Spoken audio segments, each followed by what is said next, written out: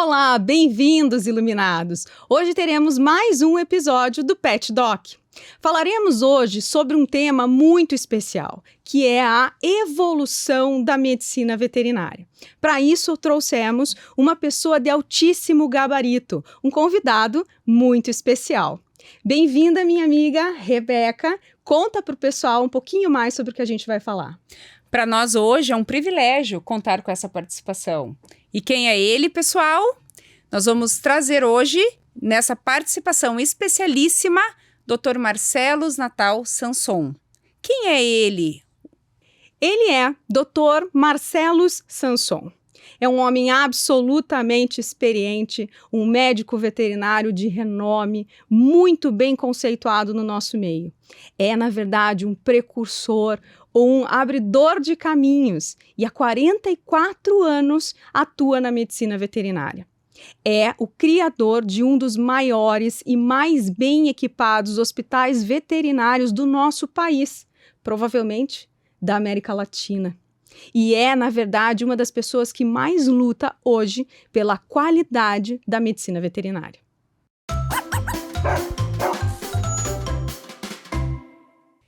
Esse é o Hospital Veterinário Clinivet. Ele conta hoje com 10 consultórios para atendimento de clínicos gerais, de médicos veterinários especializados, dispõe de uma ala cirúrgica com 3 salas e mais uma destinada à odontologia. Também dispõe de um centro de imagem de excelência, tanto no diagnóstico por imagem, como também na patologia clínica.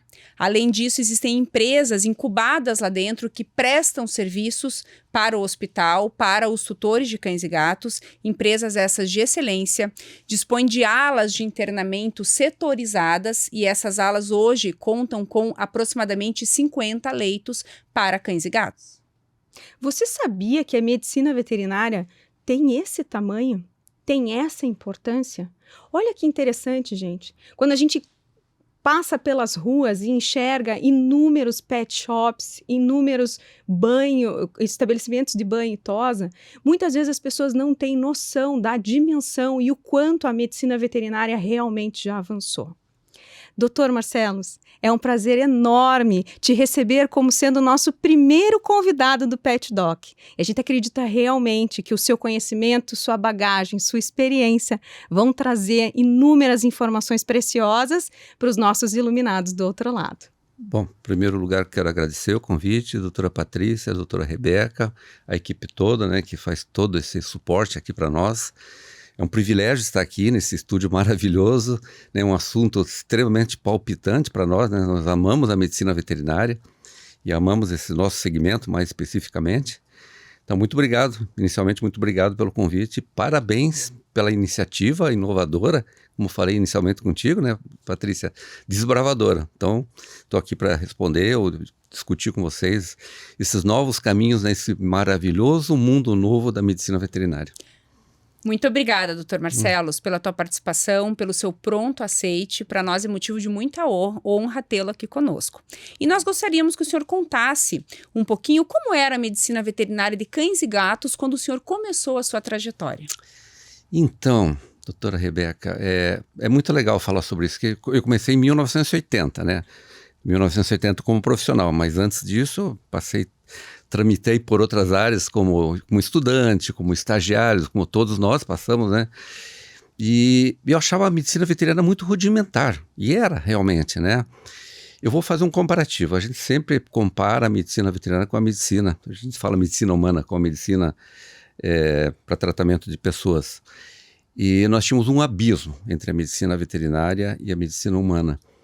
E eu lembro que o acesso que eu tinha aos livros-textos na época, e a maioria dos livros-textos eram em inglês, né? Eu mal falava inglês, era um aprendiz, né, de tentar ler alguma coisa, mas sempre muito curioso, eu lia os livros-textos e via as figuras e tentava ler aqueles conteúdos assim, mas será que aquilo existe? Ou era igual o filme que existia na época de 80, né? A gente via os filmes, será que isso existe mesmo? Né? Especialmente nos Estados Unidos. Mas um dia a gente tem que chegar lá, era muito grande. A medicina veterinária era muito rudimentar, muito amadora, o respeito ao paciente, ao respeito ao cliente não era aquilo que nós desejávamos, eu pensei comigo mesmo, um dia tem que mudar. Não é possível nós continuarmos nesse patamar, nesse abismo de distância. Era uma medicina veterinária baseada muito em achismos, né? Não tinha uma ciência, não tinha pesquisa científica mais aprofundada. E assim como a medicina também, ela estava logicamente em evolução, nossa medicina humana, mas então era muito precária mesmo. Mas o ensino era precário. Na época que eu me formei eram 4 anos depois, alguns anos depois que passaram 5 anos de graduação. E as matérias ligadas à área que nós gostávamos eram muito pouco exploradas, né? Então esse começo foi bastante difícil. Mas ele gerou insights internamente para mim. Daí eu comecei a fazer estágio numa clínica veterinária, posso falar o nome, né? Pronto Dog, do meu querido amigo Antônio Simões. E ele tinha uma comunicação já muito interessante com o cliente, ele se comunicava bem, se falava muito bem.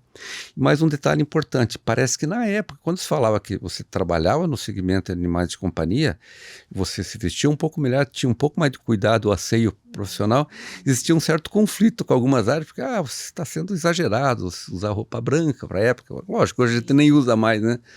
Mas esse cuidado, esse respeito, quando você se veste melhor, você está respeitando a quem te visita também, né?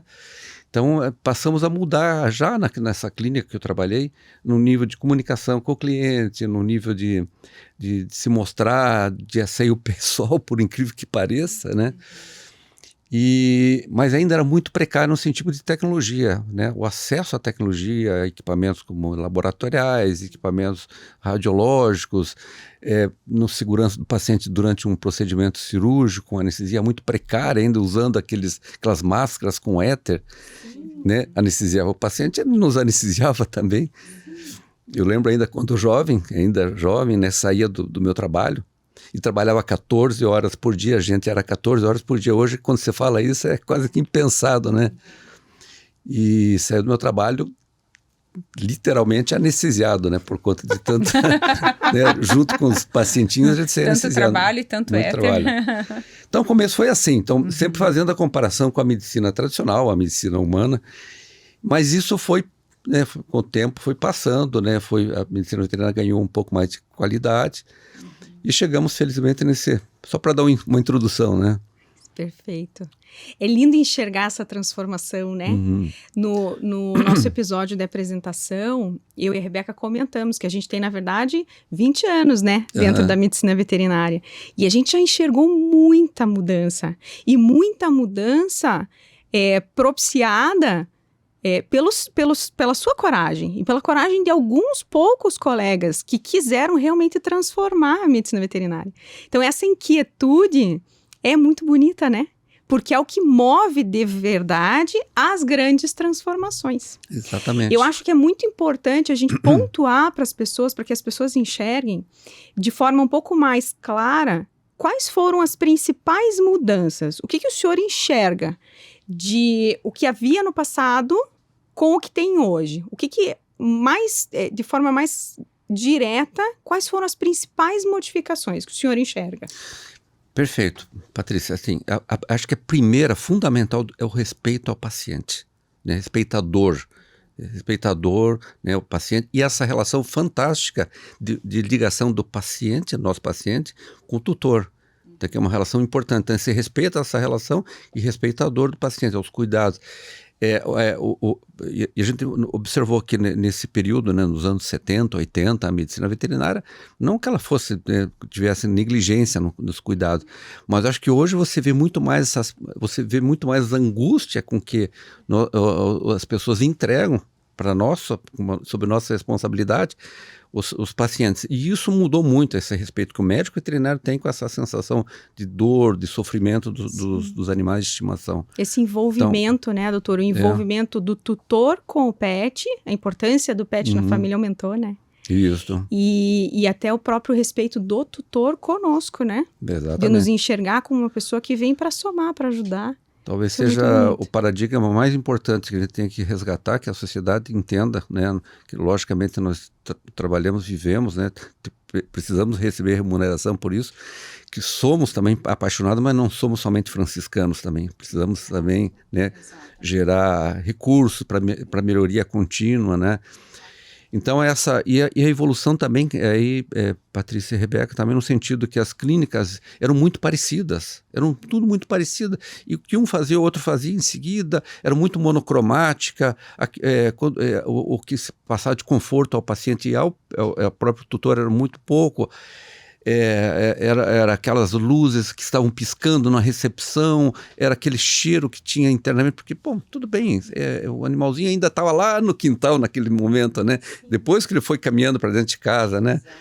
Então eram muito parecidas, assim, e se mantinha aquelas logos com os designs dos bichinhos, com esparadrapo, com a cruzinha na cabeça, que estava machucado. Tinha que se manter a cor verde e branca, que era a cor da medicina veterinária. Então a gente foi mudando. Tem que existir alguma coisa diferente. Até quando nós montamos a primeira Clinivete, né? Não foi nem construída, era uma casa. A gente disse, vamos fazer alguma coisa diferente. Não tínhamos recursos para isso, né? Qual a diferença que podia fazer? Era atender melhor o cliente, era criar um ambiente absolutamente limpo, confortável, limpo para quem está trabalhando, limpo para o cliente que traz lá e para os pacientes que chegavam aos nossos cuidados, né? E começamos a trazer um pouco mais de tecnologia. Eu lembro que em 1988, mais ou menos, acho que eu tinha ido para os Estados Unidos, que era meu desejo de conhecer lá, através de um amigo meu que era cliente, que ele morava lá. E ele me fez eu ficar uma semana numa clínica veterinária lá, como se fosse estagiário lá, né? Isso em 1988, mais ou menos.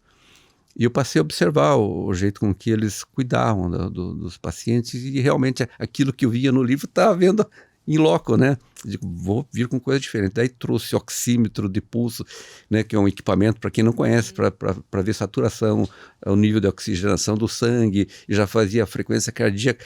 Eu já deixava de fazer cirurgia, que fazia algumas vezes cirurgia sozinha, com esteto no ouvido, no coração do pacientinho e operando ao mesmo tempo. Então isso tudo foi criando, né, essa evolução positiva. Então, basicamente, o começo foi por aí, né, Patrícia e Rebeca? E hoje, né, doutor, nós dispomos de muita tecnologia na medicina veterinária. Muito recurso que eu entendo que é primordial, que é recurso diagnóstico. Né? A partir do momento que a gente entende o que o nosso paciente tem a doença definitiva, isso define prognóstico, define quais abordagens terapêuticas serão feitas. Então, desses meus 15 anos a 20 anos vivendo a medicina veterinária, perceber isso é muito gratificante. A gente entender que hoje a gente faz diagnóstico de ponta. E a gente faz diagnóstico de ponta, lógico, porque existe conhecimento técnico do médico veterinário, Exato. se aperfeiçoando sob a forma de especialidades, mas também porque a gente dispõe de recurso laboratorial, recurso de imagem, e a Clinivete, nesse sentido, é pioneira.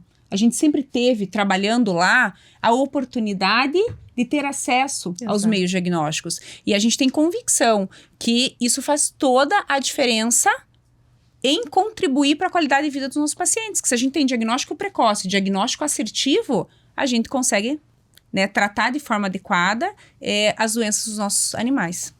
A base, efetivamente, é o diagnóstico. É o né? diagnóstico. A gente sabe isso, nós estamos falando das duas medicinas, né?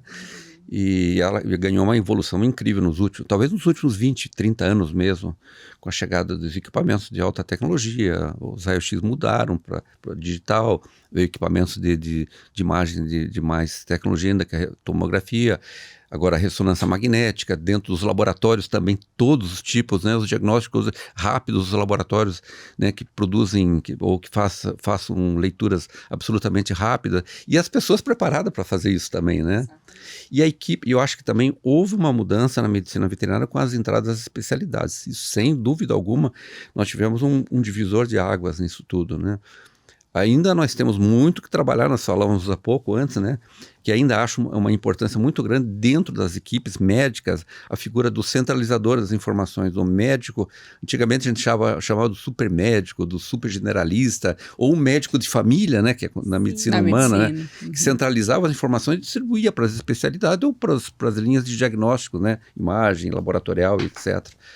Eu conversava com vocês até no começo que eu tenho um novo termo para dizer, é o médico nexialista, aquele que vê nexo nas coisas, né? Centraliza as informações e vê nexo em todas as variantes de informações que ele recebeu. Isso ainda falta. Eu acho que ainda dentro das equipes de internação, quando você tem um paciente, nós temos que ter um prazo para fechar o diagnóstico. É ainda uma luta dentro da nossa estrutura, dentro da Clinivete. A gente tenta estipular 48 horas. Em 48 horas nós temos que ter o diagnóstico, né? Para que aconteça o quê? Que o paciente saia mais rápido da internação, passe menos pelo período de internação, que é um período estressante para ele, diminui os custos para o tutor, né? E um nível de satisfação muito maior, né? E ao contrário do que se pensava, talvez há muitos anos atrás, puxa, mas vai ficar mais tempo internado e tal.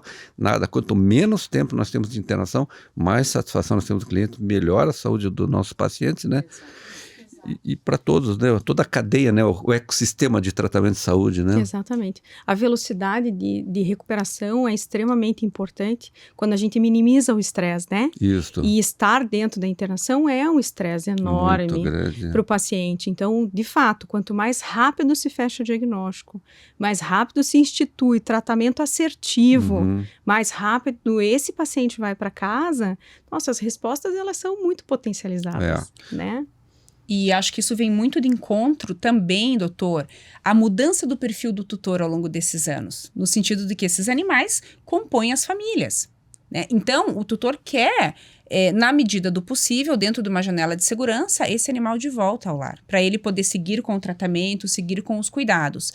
E nesse sentido, eu gostaria de perguntar para o senhor o que mudou ao longo desses anos no perfil do tutor, não só na questão da família multiespécie. Pergunta perfeita, Rebeca. Assim, vamos fazer um comparativo dos anos 70, 80. Eu convivi nos anos 80, né? Mas, logicamente, como já percebendo dentro dos laços familiares, 70 o animal, 70, 80 os animais de estimação, os pets estavam no quintal. Né? Nos anos 70 para 90 passaram para dentro de casa. Nos anos 2000 eles já entraram para os nossos quartos, né? Passaram a ser considerados inicialmente como melhor amigo, que a gente já não fala mais isso. Depois como membros da família. Não falamos mais isso. Eles passaram a ser filhos.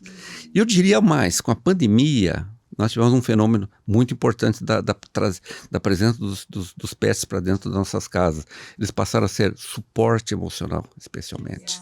Então, gerou uma mudança de perfil do cliente. Aquele cliente, né, ou tutor dos anos 80, que ainda dava o resto de comida, o animal tinha uma certa importância, era mais para cuidar de casa. Né? Se ficou velhinho e Descartou, adoeceu, faz parte, vai ficar velhinho e vai ter doença mesmo e vai morrer. Não, né? Então, esse link que gerou entre os ser humano, né, e os pets, gerou também um tutor com um nível de exigência muito alto. Exato. De amor, né? Mas de exigência muito alto, que cobra demais de nós, como médico veterinário, que cobra das instituições, que logicamente investem muito, a gente nota isso no dia a dia, que é muito difícil você deixar de fazer um procedimento por conta de uma relação financeira. Até por conta desse link muito forte, né? Então, o amor que eles têm realmente, mas por outro lado a cobrança, né? A cobrança que eu digo de cobrar de nós um bom retorno de serviço é na mesma vertente de importância. Então houve uma mudança e eu acho que está mudando cada vez mais. Embora eu tenha uma certa preocupação, porque ainda vejo, doutoras, um certo despreparo nosso, isso de uma maneira geral, do médico veterinário, para lidar com essas situações. Nós tivemos que recentemente, dentro da nossa estrutura, colocar uma psicóloga, que ela é médica veterinária, para nos ajudar um pouco nessas relações. Nós temos até um trabalho com luto, com os animais que faleceram, infelizmente, durante um tratamento, uma internação. E abre-se uma vez por mês uma reunião com com as pessoas que perderam lá, estão, logicamente voluntariamente, e ela faz um trabalho de trabalhar um pouco essa questão do luto, informar melhor para entender um pouco mais. Também explicamos eventualmente algumas dúvidas que eventualmente existiram durante o transcorrer do tratamento, de uma internação, cirurgia, ou seja, qualquer forma de conduta médica. Então esse tutor, que nós nem imaginávamos nos anos 80 que chegaríamos nesse nível.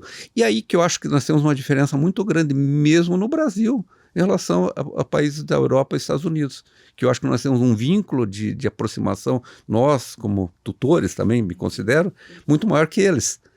Por outro lado também investimos mais no sentido de, vou fazer de tudo por ele, porque ele está dentro da minha casa, tem esse suporte emocional, ou é meu filho, né? É considerado, porque um dado importante, eu passei a estudar bastante isso aqui, que nos anos 2000, a taxa de natalidade humana tem decrescido. E o percentual de pets que está entrando para dentro dos domicílios tem aumentado numa proporção muito maior do que a taxa de natalidade. Então há uma tendência ainda mais que tenha mais pets dentro de casa do que crianças. Sim, é verdade. E é o que a gente vem observando de tendência mesmo, né, doutor? Sim. É até interessante porque a gente usa muito o termo hoje, né, família multiespécie, e esse termo ele não foi criado na medicina veterinária, ele foi criado na área jurídica, porque vários casais se separando passaram a brigar na justiça pela guarda dos seus pets. Então, esse termo família multiespécie foi criado justamente voltado para essas famílias, exatamente, que estavam em conflito jurídico. E a gente acabou adotando, né, na medicina veterinária, trazendo mais o conceito de envolvimento de amor, do envolvimento emocional, do suporte emocional que os pets têm trazido para muitas famílias e muitas pessoas. A gente observa esse vínculo muito forte em muitas casas e em muitos tutores. Eu trabalho muito com pacientes com, né, doenças crônicas e eu justamente ao acompanhar essas famílias, consigo muitas vezes entrar na história de cada um deles. E não tem como a gente não sensibilizar ou como a gente não se emocionar com várias histórias, né? Eu tive uma cliente, a Rebeca conheceu e a Rebeca acompanhou, era uma senhora que nós atendemos no hospital da universidade, enfermeira, que precisou largar o seu emprego para cuidar de uma filha com um transtorno psicológico grave e a gata da família é que conseguiu auxiliar o controle do distúrbio psicológico dessa moça. E essa senhora, ela deixava de almoçar para ter dinheiro para comprar a dieta específica da gata, que era uma gata diabética e portadora de doença renal. Então, a importância que esses pets têm hoje tem uma dimensão, muitas vezes, não imaginada por muitos de nós, né?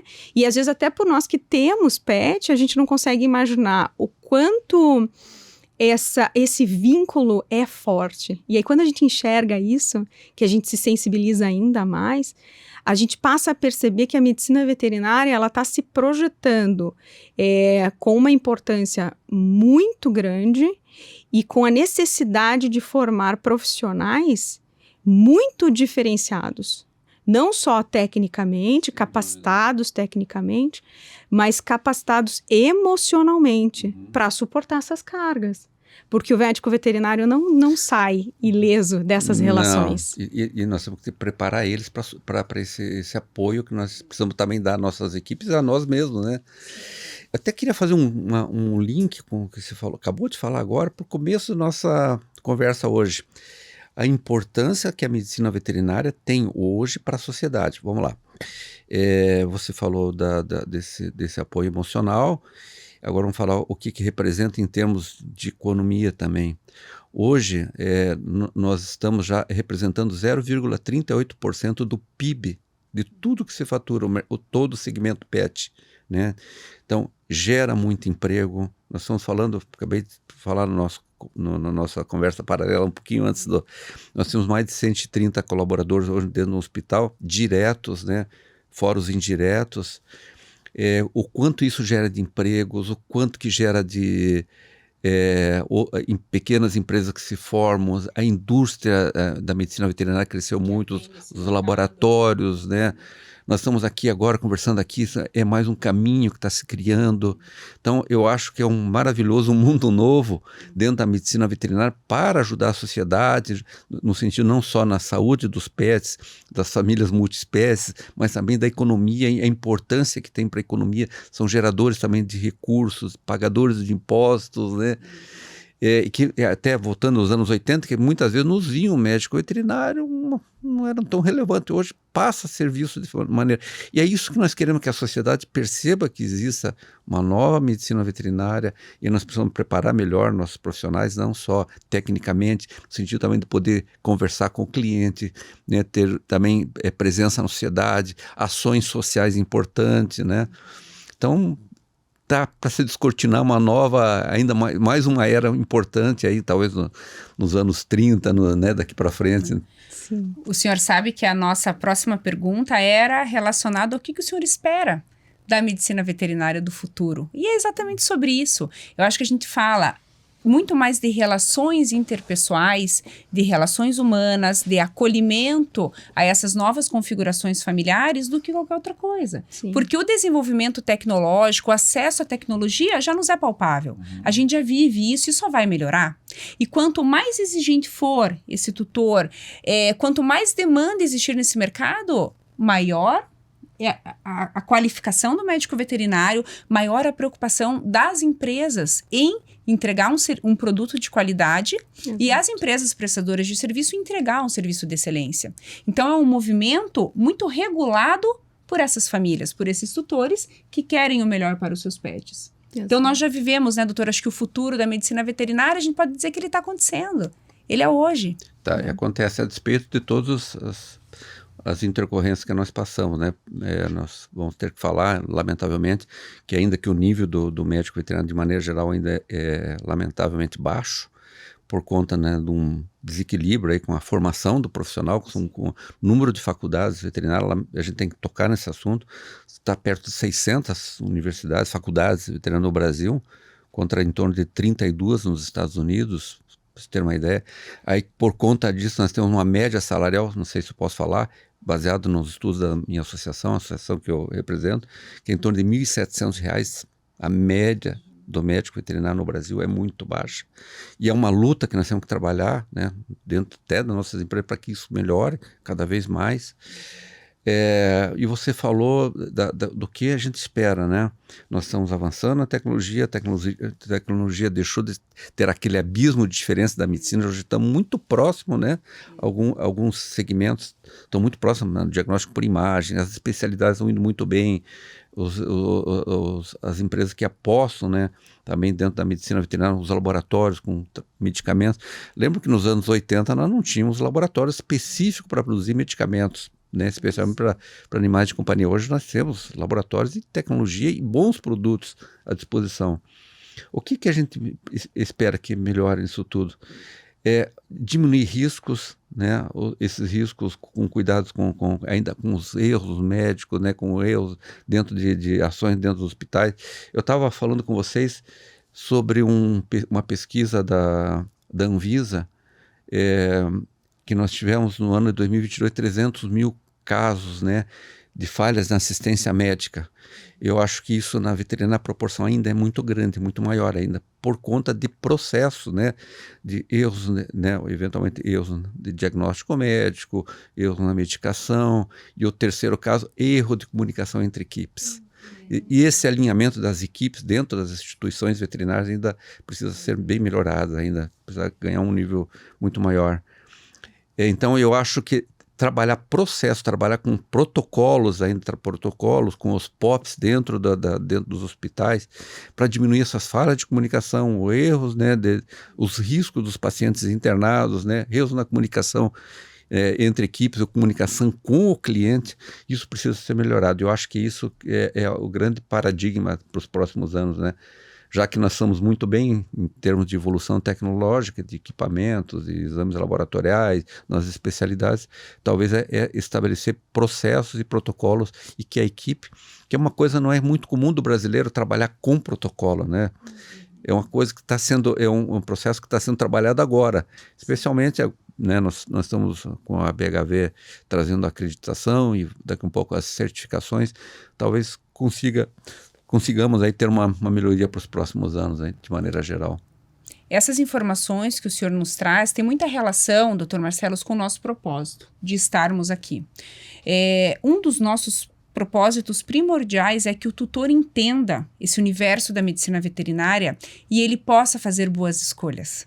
Escolher um médico veterinário qualificado, um estabelecimento veterinário que entregue exatamente isso. Entregue a preocupação em estabelecer protocolos, em estabelecer processos, porque isso tem relação direta com qualidade. E se o animal dele está recebendo um atendimento de excelência e de qualidade, a chance de se ter sucesso é muito maior. Exato. Se o senhor pudesse falar para os nossos iluminados, qual seria o perfil ideal de um médico veterinário? Como que o senhor resumiria esse perfil? Boa pergunta. Então, eu acho que o perfil... Bom, o primeiro perfil, acho que do médico veterinário é aquele médico veterinário que trabalha com absoluta transparência, né? Que trabalha com clareza de informação, que tenha conhecimento técnico importante, que tenha o respeito, né, com a vida, né, que é entregue às suas mãos, que para nós não importa se é um pet ou não, é a vida entregue para nós, né? Assim como o médico recebe a vida humana entregue para nós, é a vida entregue. E respeita essa relação que eu falei no início, entre essa relação maravilhosa, uma das relações mais incríveis que eu possa ter já tido conhecimento, que é a relação do homem com o animal de estimação. Eu não sei se a palavra animal de estimação cabe bem aqui ao filho, ao aquele ente, né, que é aquele que dá o suporte emocional, é o membro da família, o melhor amigo, como se dizia antigamente. Então, que haja esse respeito. E eu acho que é muito importante a sociedade procure se informar realmente dos estabelecimentos que tenha esse tipo de relação, que a equipe é sólida, que está há muito tempo, que tem um histórico, né, de respeito, além, logicamente, do conhecimento técnico. A informação é o melhor meio para você sair fora desculpe a expressão, dos aventureiros, né? Que lamentavelmente ainda existem em todos os segmentos da sociedade e das profissões. Perfeito, doutor. E a gente queria fazer perguntas para o senhor relacionadas a plano de saúde, porque isso é uma dúvida de quem nos escuta, é uma dúvida, né, que tem vindo à tona nos últimos anos na medicina veterinária. O senhor consegue compartilhar um pouquinho do seu conhecimento, da sua experiência a respeito disso? Claro, até posso falar pelos dois viés de trabalho meu, né, dentro de um estabelecimento privado e representando uma associação de hospitais, clínicas e centro diagnóstico. Assim, eu vejo ainda com certa preocupação. E eu acho que é muito importante para quem adquire um plano de saúde, né, ter essa segurança, como nós gostamos também de ter essa segurança, de ter um plano de saúde nosso, né. O grande problema é que ainda na medicina veterinária nós não temos um órgão regulador desses planos de saúde como tem na medicina humana, que chama-se SUSEP, que os planos de saúde são obrigados a ter um depósito, né, compulsório para garantir os serviços que ele está dizendo que vai prestar. Então, os planos de saúde na medicina veterinária não têm esse órgão regulatório. Segundo, não existe um plano de saúde abrangente. Olha, então eu vou fazer um plano de saúde, eu posso ir tal hospital, tal clínica a qualquer momento. Ele tem somente alguns pontos, né, de referência para levar. Então ele não tem essa amplitude. Então se ele entra num plano de saúde, muitas vezes ele não sabe aonde posso me dirigir. Então tem que ter esse cuidado e tem que ter essa preocupação de ter o plano de saúde tem a solidez de garantir aquilo que ele está prometendo que vai dar para ele, que é assistência, né, de emergência, um procedimento cirúrgico, tem que tomar muito cuidado com aqueles senões, isso não está contemplando. Então, o primeiro ponto realmente essa segurança de um órgão regulatório, que nós não temos, não vislumbro nos próximos anos, né, que isso tenha, assim como tem na medicina humana. Mas existem alguns planos de saúde que eles pagam por demanda, por exemplo... não vou citar nomes ali por motivos óbvios, né, que a pessoa contrata, mas ele recebe o serviço num estabelecimento, mesmo que não seja credenciado, ele o estabelecimento emite uma nota, daí o plano de saúde paga. Então, que é interessante que o cliente que vai adquirir esse plano de saúde verifique se isso é realmente consistente, se vai cumprir com suas obrigações. Então, no mais, realmente essa preocupação, é verificar se esse plano de saúde dá a garantia que está prometendo, verificar a amplitude desse plano de saúde, e se tem estabelecimento pré-determinado, quem são esses estabelecimentos pré-determinados que vão garantir a assistência de saúde. Perfeito. Doutor, o nosso papo está uma delícia, mas a gente precisa finalizar. E eu quero finalizar lhe perguntando, o senhor tem algum sonho ainda para realizar na medicina veterinária? Olha, acho que você fica velho a partir do momento que você deixa de sonhar. Eu não quero ficar velho. Já estou, né? O senhor é um grande exemplo para nós. O sonho é que o sonho é de maneira para a sociedade da medicina veterinária e para a sociedade em si que consome o nosso serviço, que cada vez nós consigamos realmente melhorar mais, que essa solidez, nós estamos falando de tecnologia e de melhoria, se consolide, que as instituições sejam mais éticas, sejam mais transparentes, que os clientes também criem um nível de confiança maior, né? Nós todos estamos sujeitos a erros, ninguém erra por querer, né? Mas que procurem instituições que tenham protocolos. O sonho é isso, né? Que melhore cada vez mais a nossa profissão, que tenha um nível mais de cuidado, né, com essa relação, que já citamos aí, incrível, né, de respeito com o homem e a família multiespécie, né?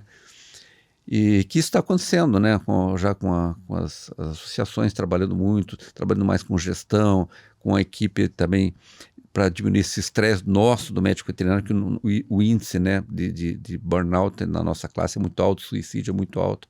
Então, que tenha uma medicina veterinária que remunere melhor os profissionais, né, que as universidades que solidifiquem, né, e que os aventureiros não deixem tanto no âmbito profissional como também no âmbito político, né, que tenham leis melhores, né, para a nossa profissão futuramente.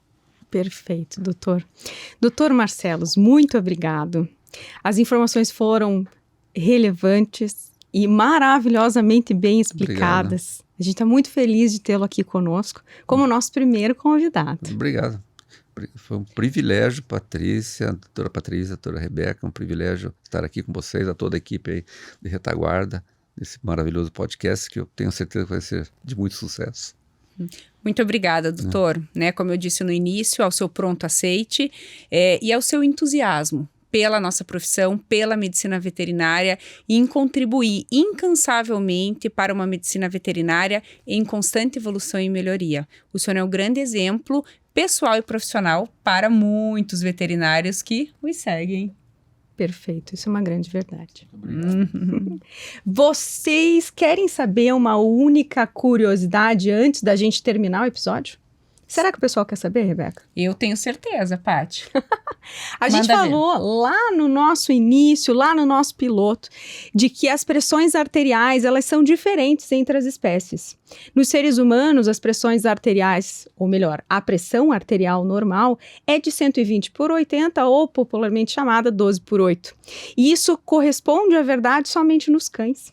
Nos gatos, a pressão normal é 13/9. Na girafa, 26/16. E eu vou colar porque eu peguei mais espécies.